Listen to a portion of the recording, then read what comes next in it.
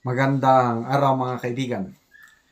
Gusto ko lang magbigay ng reaksyon doon sa paliwanag ni Attorney Roque na kung bakit daw biglang nagbago ang isip ng Pangulong Marcos na nung una ayaw niyang papasokin ng ICC. Ngayon, pumasok na, sekreto nag-imbestiga. Dahil daw nakarating sa Pangulo na itong si PRRD ay nagre-recruit ng mga military officers na magkudita. Hindi ako naniniwala doon na gagawin yun ni PRRD. Dati siyang presidente. Mahal niya ang kanyang bansa. Alam niya ang batas. Matinong tao ito na kahit ako, ayoko yung kudita. It's not good for our country. Kaya na-misinterpret lang siguro o may nag-iintriga. Mayroong grupo na gusto talagang pag-awayin ang Marcos at Duterte. At ang grupo na yan, walang iba kundi ang mga komunista, yung Makabayan Black.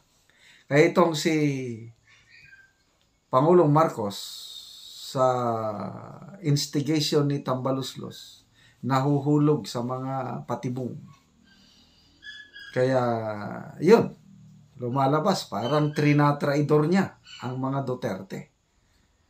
Sayang, ang samahan ng Marcos and Duterte family.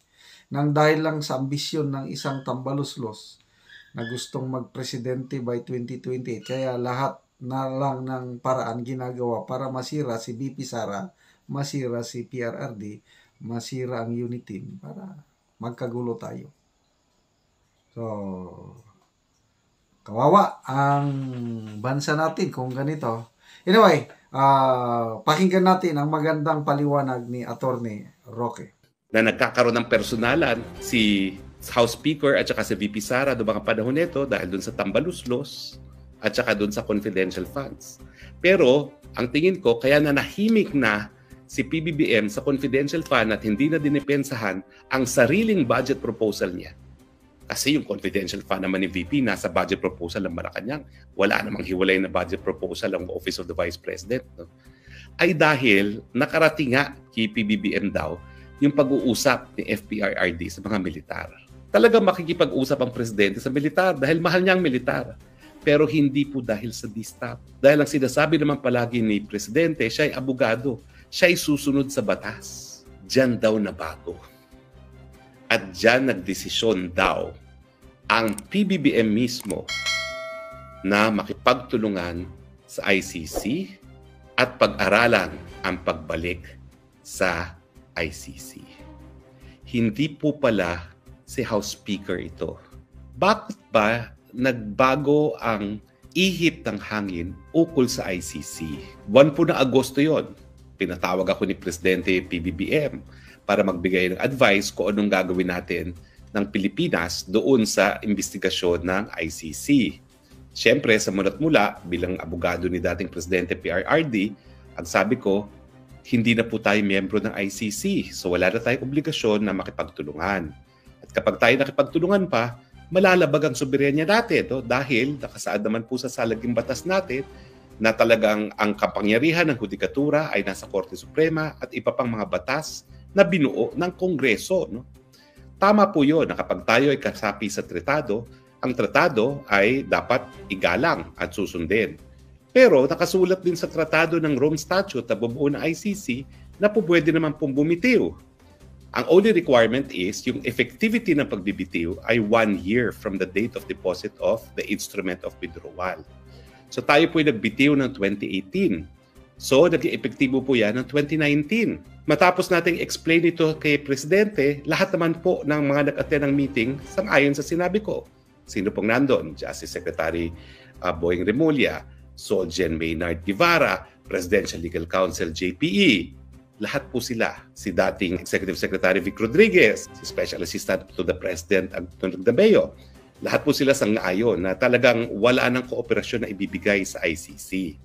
So yun po ang nangyari sa Agosto. Hindi na magko-cooperate. Nabago lang yan kasi biglang nagpunta nga sa ICC ang OSG, hindi naman nagsabi kung anong sasabihin nila. Pinulaan sila ng pre-trial chamber that 3 sentences lang ang sinabi nila. Nasa internet po yan. Hindi po ako nagbobola. Hindi po kami kinonsulta sa paggawa ng kanilang pleading sa pre-trial. Bagamat, siguro mga 2 taon na kami nagpupulong. Kasi 2 taon na yan yung nagsimula yung preliminary examination na hindi pa involved ang hukuman po, prosecutor lang. So, palagi naman kami nag-interagency meeting. Lahat ng sinasubmit, pinapakita sa amin.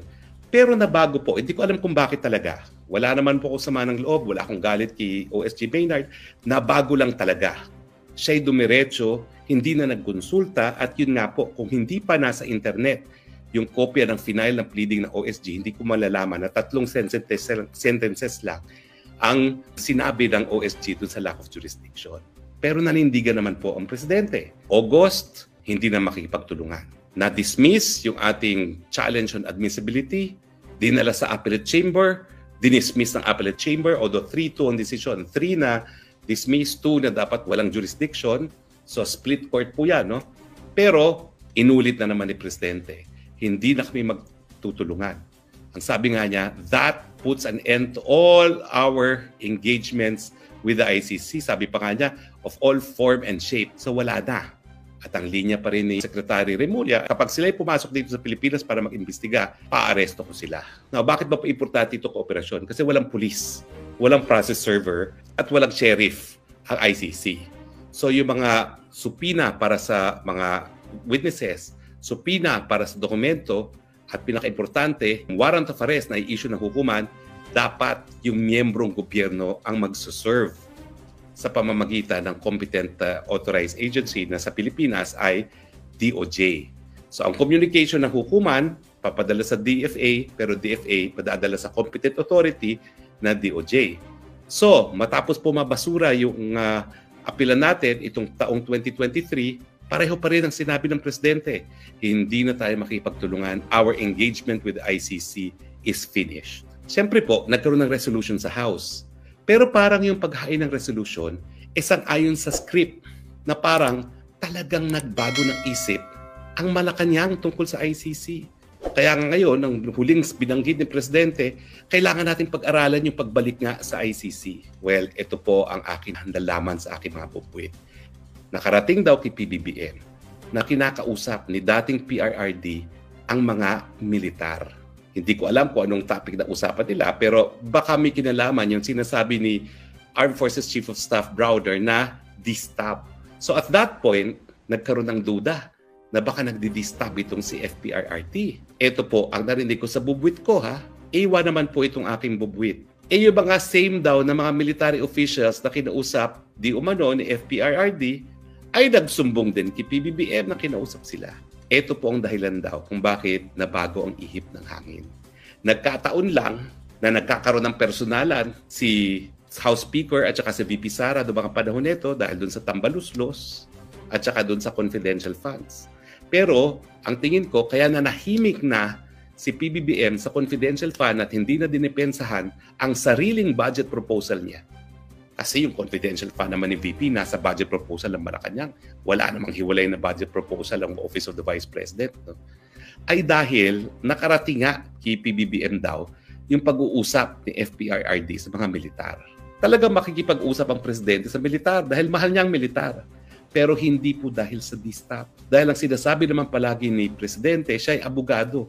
Siya ay susunod sa batas. Diyan daw nabago. At diyan nagdesisyon daw ang PBBM mismo na makipagtulungan sa ICC at pag-aralan ang pagbalik sa ICC. Hindi po pala si House Speaker ito, si Presidente PBBM. Di umano ang nasa likod dito. At tanging namang si PBBM lang ang po pwedeng gumawa ng ganitong desisyon. Kaya nga po yung banta na nakikipagtulungan na tayo sa ICC, mukhang totoo. Nagdesisyon yung aking partner and best friend. Bali for a total of 36 years. 36 years kami mag-best friend. Gusto niyang ipagpatuloy ang tulong niya sa mga biktima ng drug war. Sabi ko, hindi naman po pwede na tayo magtuluyan na akong abogado ng masasakdal na Rodrigo Roa Duterte at ikaw ay prosecutor and we belong to the same law office. So nung ako po ay bumalik sa practice, hindi na po kami nagsama. Anong relevance niyan? Kasi sabi ng mga dati naming kasama, labas-pasok daw ang mga puti na galing sa ICC. So meron po akong confirmation na talagang nag-iimbestiga ang mga dayuhan dito sa Pilipinas na labag na sa ating saligang batas. Dahil nga po, hindi na tayo miyembro ng ICC, dapat hindi na sila nag-iimbestiga. Malungkot po. Dahil ang suma total, dahil lamang sa politika, mukhang binabaliwala natin ang soberenya at ang pagiging independente ng ating mahal na bayang Pilipinas.